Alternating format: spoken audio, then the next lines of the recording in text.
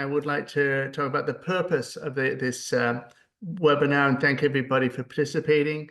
The purpose is an educational mode to discuss the Just Cause Ordinance on the fee that is involved.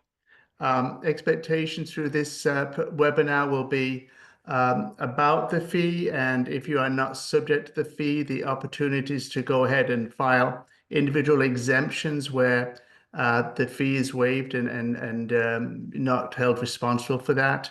So we'll talk about that a little further. Okay.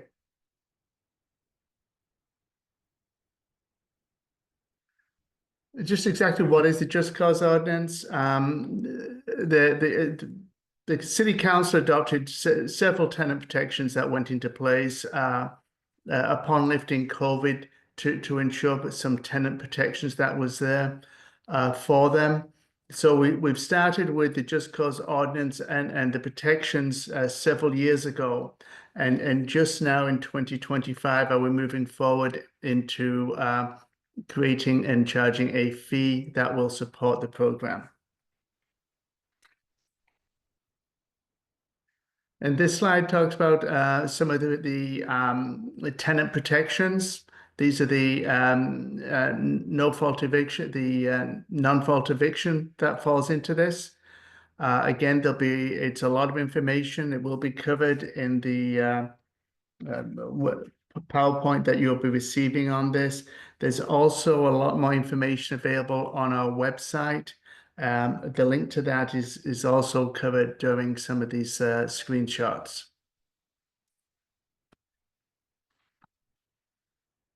Under the ordinance identifies that these are properties that are not subject to the rent stabilization ordinance.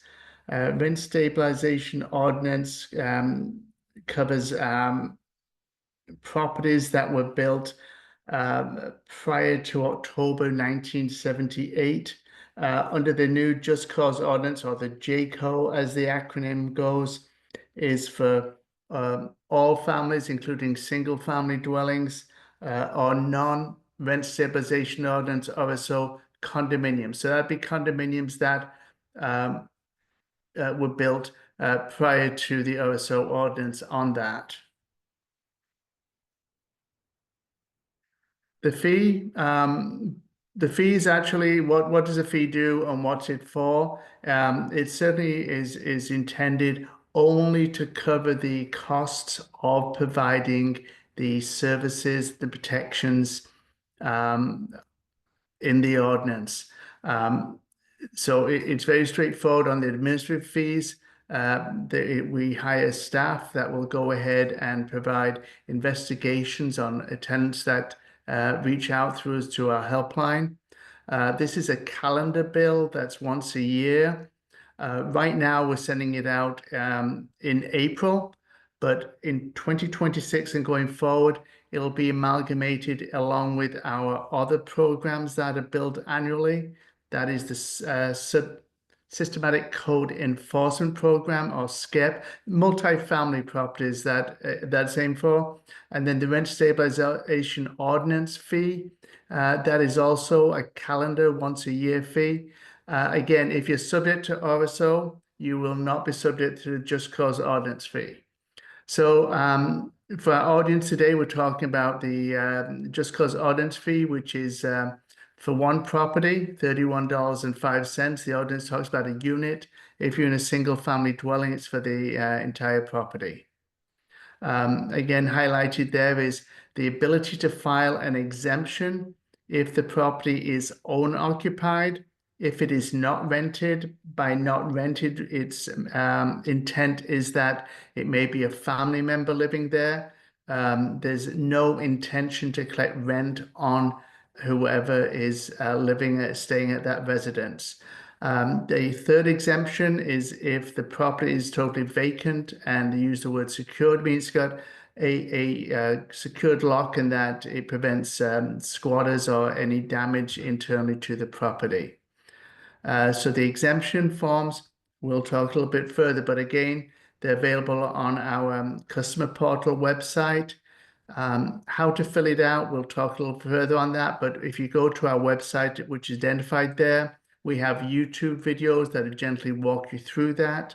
It's a very straightforward process when you go online to complete the exemption form, or when you get the statement, which will be made in April, there will be an exemption form in the package that you can complete and mail it back to the department. The form, the acronym we use is EC25. When you receive the form, if you have questions, again, you can look at the YouTube videos online to fill it out. Feel free to call us on our 800 number. We'll be very pleased to assist you. If anyone on the call would prefer assistance in a language other than English, we have multiple linguistic services available to assist you with that. And again, the Just Cause Ordinance fact sheet, it's enclosed with a billing statement. It's available online. Again, that's also in multiple languages. So what's the only requirement? So the only requirements when they receive the bill is that we're saying the property may be subject. The register, you need to register the property, and registering the property enables us to be able to communicate with you on any situations that arise. We have questions. We also send out email bursts throughout the year. So the email information is important. Under the ordinance, we do need to collect the registration information. So that's the property address. Assessor parcel number, that's listed on your Los Angeles County property tax records, also known as APN, and a mailing address. If the mailing address is different from your property address, we need that. And under the ordinance, we do need an emergency contact information, so that can be covered on there.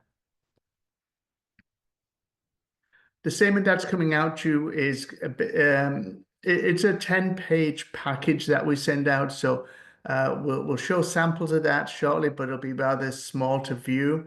But that includes the first page, which is the annual bill statement.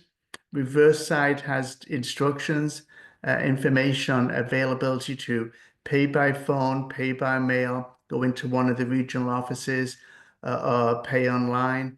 Or through your mobile. These are options. Again, as I mentioned, the fact sheet will be there. There's also a rent registration form. The rent registration form is one that wants to capture what rent is charged, what services are provided. Included in the rent is the parking, and things along those lines. So that's another form. In 2025, it is not an obligatory form. It is something that we are requesting you to fill out. And again, the return envelope is there to enable you to put the exemption form in there. Again, if you're going to submit the payment coupon along with payment, if you'd like to mail that in. And here's the statement. Again, as I mentioned, it's rather small, but basically on the form, the top right-hand side covers the information, your property address. And then in the blue, information carries the APN, as I mentioned, the assessor parcel number, and the statement number of the, right? So the APN and the statement number is very important because it enables you to register online at our customer portal. When you register, the registration purpose is not strictly to pay the fee. It's also to file a registration form. You can file an exemption form. There's lots of various information available to you on that. And also if you own multiple properties, you can add them to your portfolio, to your account, so you can view them all in one location at any given time. So the information in blue will use that to log in and just set up your profile, if you will, is a commonality term on that. So then you'll see around the middle of the page, it lists an invoice number, the type of invoice, which is the Just Cause Ordinance or JCO, and the 1 unit and the fee. The lower third part is your payment coupon. So if you separate that and include that in the payment envelope, if you're going to pay, As I mentioned, the reverse side covers information on locations and options to reach out to us and contact us accordingly for the exemption and making the payment. The next page that is going to be included is the EC25 form I mentioned. Very straightforward. It says change billing contact information. If you put the contact information there, where do you want us to reach you? Is the bill you mailed out in April, if it's being forwarded to you from a different address, or if you prefer it going to a primary, go ahead and complete this information, and that'll be appropriate for us. On step 2, on the right-hand side, is where you would file for the exemption. I'll reference the reverse side of the form, if you will, which is on the right-hand side of the page. And the code exemptions are rather straightforward. It's a T1 if it's owner-occupied. T3, as I mentioned, you may have a relative living there, or you just use that single-family dwelling as storage, or maybe it's your office. That would be the T3. And if it's vacant and secured, then you'd use the S5 exemption. So again, going back to page 1, the page on the left-hand side where it says code, you'd enter in T1, the house number, and the street address. Then you would sign that, date it, and return that in the return envelope to us. If you have questions or concerns, again, you can go online to our YouTube video. You can call the 800 and we'll walk you through how to complete the form. Again, we want to try and assist you always possible. The next form is, I'm not going to go too much in detail, but it's commonly asked questions that we receive regarding people that do receive a bill. So I won't bore you going into each one of those, but I do recommend that read through that. A lot of questions will be answered, and that may save you time having to call us online, either email us online with a question or to call us at our 800 office. So that is the fact sheet. And then the next up screen is just a simple matter of showing you the return envelope that you receive. Window envelopes on the payment coupon, that will go in there to cover that information. If you are filing an exemption and not making a payment, you can use the payment coupon because that will put our address in that window, and you just put the exemption form behind it. So it'll save you having to use a separate envelope. How to pay the annual fee. We have multiple avenues and options for payment. As I mentioned, the customer portal. We have pay by phone. Pay by phone currently is available in English and Spanish. We're going to be expanding that in several languages in the coming weeks. You can also mail the payment in. I talked about the payment coupon in the envelope in the prior slide. In person, we have 5 public counters throughout the region of Los Angeles. You're welcome to walk in, and they can answer some of the basic questions to you as well, staff there, if that's the case. The link to those public counters is available there, or if you want to call us, we'll then let you know where they are or tell you where the closest one is for you on that. So again, pay online, pay by phone, pay by mail, or pay in person. We try and make this as similar as possible as we go forward on that. If the property is not a rented property and you receive a bill, when you receive a bill, I do understand sometimes people may be very concerned, feeling that this is not a rented property, this is my home, I live here. So by all means, that's an understandable thought. So if it's not rented, then please go ahead and complete that registration form, because we still need the registration form with your address, a phone number, and email on there. And then do complete the exemption form, the EC25, and filling the code T1 if it's owner occupied. If it's not rented, it would be a T2 code. If it's totally vacant, then that would be a separate code under S5 on that. The next slide, again, identifies each one of these for what the exemption means. So it's a very transparent and easy method for us to go ahead and capture these and ensure that any fee is waived because the property is being exempted. Currently, on the temporary exemptions, that because of the scope of the residential rental property in the city of Los Angeles, we have made this an annual exemption. However, with the advent of the Just Cause Ordinance and incorporating the single family dwellings, we are looking at maybe extending this temporary exemption to more than just an annual exemption. So we are looking into that to try and make it more customer service and customer friendly as we go forward on that. So that's the exemption type. The next screen again talks about how to request the exemption. I've kind of gone through this, so I don't want to belay the the message on this for you. And along is also with that, you'll see is filling it out. And as you can see, those red squares, they cover the same points that I've verbalized a few slides ago for you. Very straightforward and simple. But please do look at giving us contact information, a phone number, an email that we can reach out and communicate with you throughout the year as we move forward. Um, Again, this one highlights the APN and the statement number, which will allow you to register on our online. Now, if you don't want to register and set up a profile online, many of times you may get a cable bill, you may have a credit card statement, something like that. You don't want to give a profile and take up your time. By all means, by going to the web page, you're able to do a quick pay.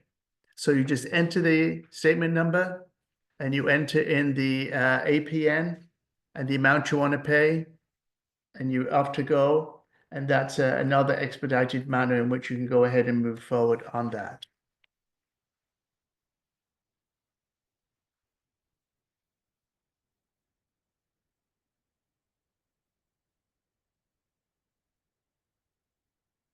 And the next couple of slides really kind of go into to show the ease of which it is to access an online portal to go ahead and pay. We do have a little shopping cart for you to drop the property into that.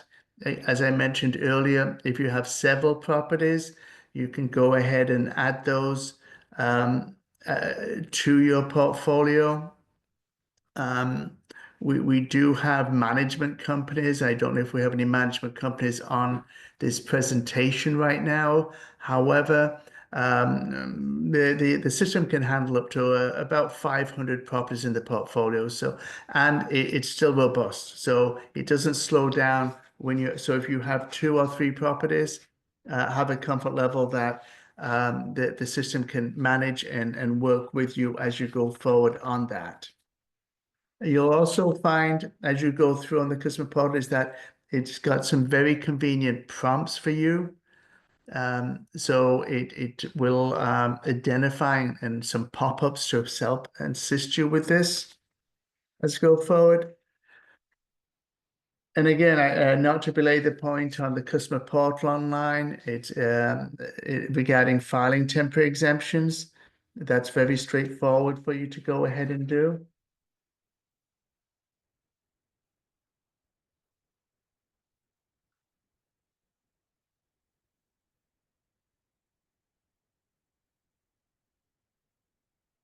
And here's really the final slide. So if you take something away from today, it's that we are here to assist and support the billing and collection section of the Los Angeles Housing Department. Wants to help you as with the Just Cause Ordinance. There are many questions you may have on this. There's lots of ways to reach us. Email is a terrific one, whereby we will provide responses back to you. You can do attachments if you want to add things there to us to that. Call is we have a customer service helpline. It does get rather busy. You may leave a message and you will receive a callback. I would like to share that. Callbacks, if it goes to voicemail, we're limited on providing you a response to questions you may have. And that's because of the privacy acts that we deal with. So if we do call back, we will just say that some basic information on that. If you do call and leave us a message, if you let your other family members know that you're anticipating a callback, a lot of times the representatives will call and somebody will say, I don't know what you're talking about, and hang up. And then you will end up calling us back feeling that we've ignored your message, which is something that we don't do. We do reach out to everybody to respond to that. Again, what's highlighted there on the online is the bottom of the page. It shares the forms about the billing portals, the tutorials, and contact us. And you click on contact us and you'll provide the information. Going back to forms, you'll find on there the registration form, the exemption form, the frequently asked question forms, a plethora of information available to you. And that is the presentation for the day. And I want to thank everybody for taking the time to stay with us and listen as I go through this. I hope it was informative and for your time.